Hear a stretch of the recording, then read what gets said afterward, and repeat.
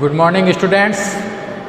Myself Hem Singh Shekhawat, assistant professor, civil procedure code 1908, civil प्रक्रिया संहिता 1908। इस सब्जेक्ट के अंदर हमने अभी तक सेक्शन 1 की सिविल प्रक्रिया संहिता का क्या नाम है, कब से लागू हुई और कहाँ पर ये अप्लाई है, कहाँ तक उसका विस्तार है, और सेक्शन 2 जिसमें बहुत सी डेफिनेशन दी गई थी, इसके बारे में हम पूर्व में डिस्कस कर चुके हैं। सेक्शन 2 क्लोज 2 जिसमें हमने डिग्री की डेफिनेशन देखी थी, आज उसी डिग्री को हम यहाँ पर विस्तार पूर्वक देखेंगे, क्योंकि डिग्री से जो ये रिलेटेड क्वेश्चन है वो LLB फाइनल ईयर के अंदर एक 20 नंबर का बड़ा क्वेश्चन बनता है। इसके साथ में ही जो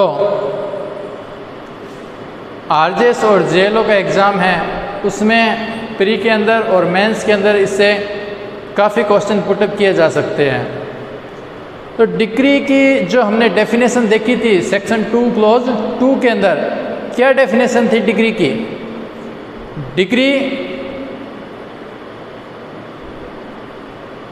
वाद के जो पक्षकार हैं उनके अधिकारों और दायित्वों के निश्चयक रूप से अंतिम अवधारण के लिए न्यायालय के न्याय निर्णय की औपचारिक अभिव्यक्ति है। तो यह डिग्री की डेफिनेशन है कि डिग्री किसी वाद में जो वाद के पक्षकार हैं उनके अधिकारों और जो उनके कर्तव्य हैं उनको न्यायालय के द्वारा औपचारिक रूप से न्याय निर्णय के द्वारा अभिव्यक्त किया जाता है, एक्सप्रेस किया जाता है।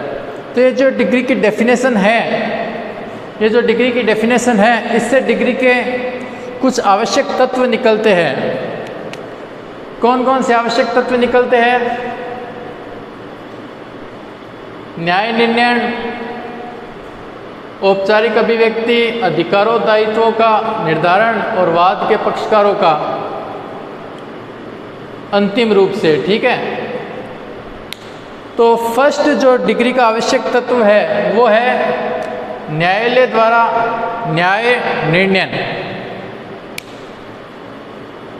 न्यायालय द्वारा न्याय निर्णय का क्या मतलब है कि न्यायालय के सामने जो वाद आया उस वाद के संबंध में न्यायालय ने वाद के दोनों पक्षकारों को सुना।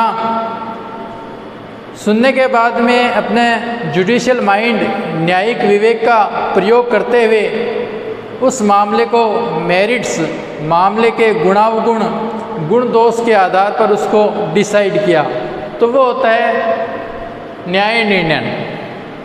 सेकंड, न्याय निर्णय की औपचारिक अभिव्यक्ति, कि न्यायालय के द्वारा जो न्याय निर्णय दिया गया है उसकी औपचारिक अभिव्यक्ति होना आवश्यक है। औपचारिक अभिव्यक्ति मीन्स जो न्यायालय के समक्ष वाद पत्र पेश किया गया है जिसमें जो अनुतोष मांगा गया है, न्यायालय के द्वारा उस अनुतोष को अभिव्यक्त रूप से स्वीकार करना या अस्वीकार करना।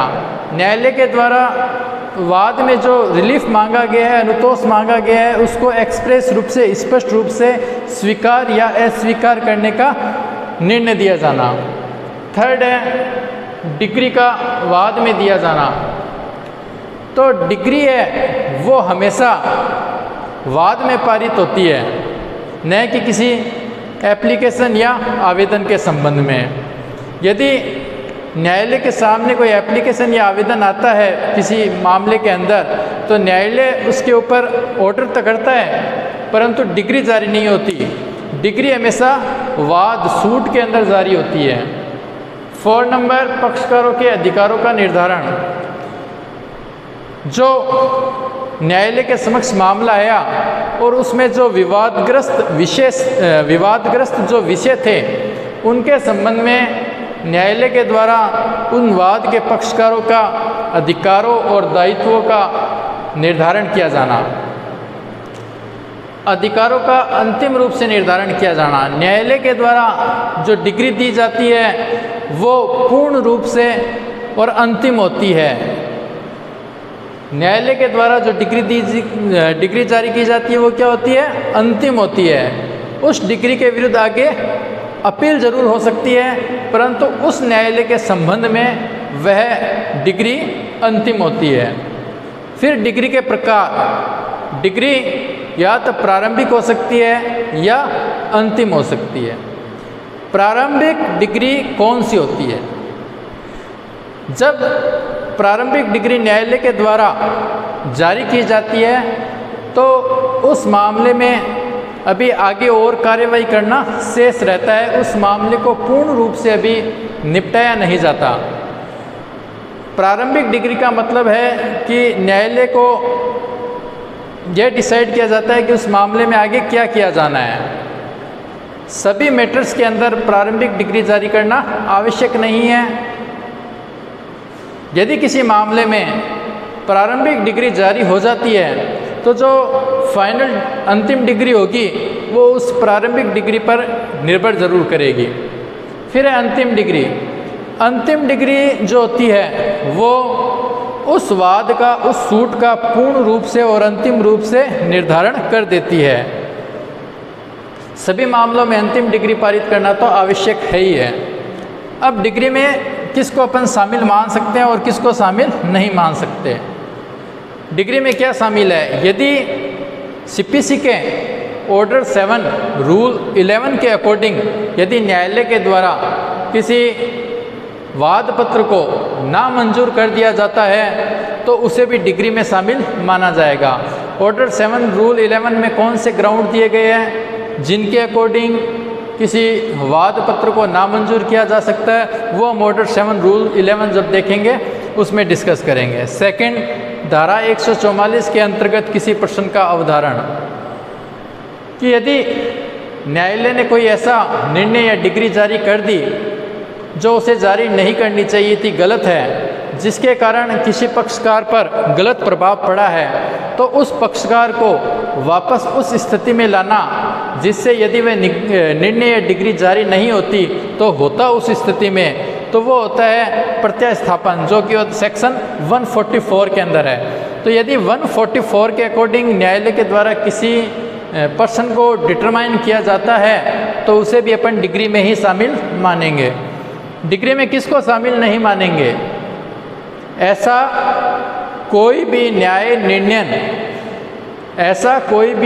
न्यायालय का न्याय निर्णय जिसकी अपील, आदेश की अपील होती है, यदि उस प्रकार से होती है तो उसे डिग्री में शामिल नहीं माना जाएगा।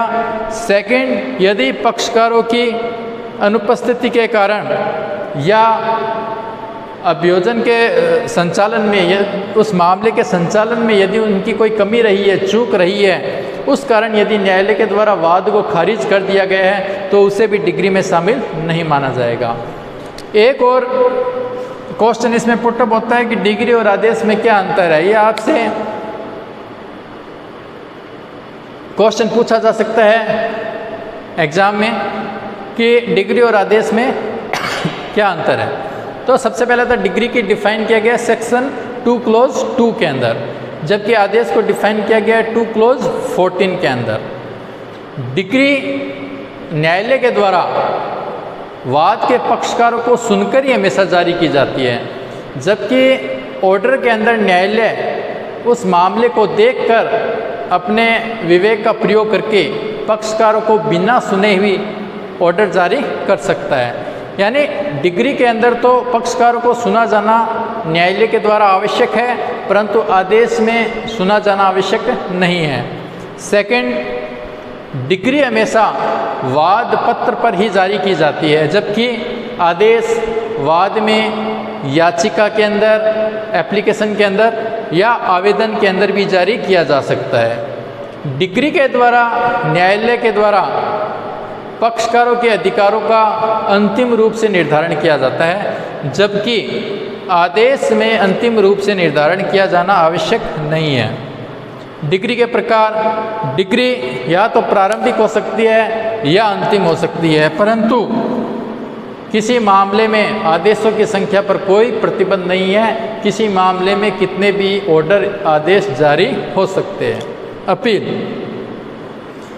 न्यायालय के द्वारा जो डिग्री जारी की जाती है वो डिग्री अपील योग्य होती है। मतलब न्यायालय ने जो डिग्री जारी की है उसकी अपील की जा सकती है, परंतु सभी आदेशों की अपील नहीं की जा सकती, बल्कि सीपीसी के अंदर जो स्पष्ट रूप से आदेश बताए गए हैं केवल उन्हीं आदेशों की आगे अपील की जा सकती है।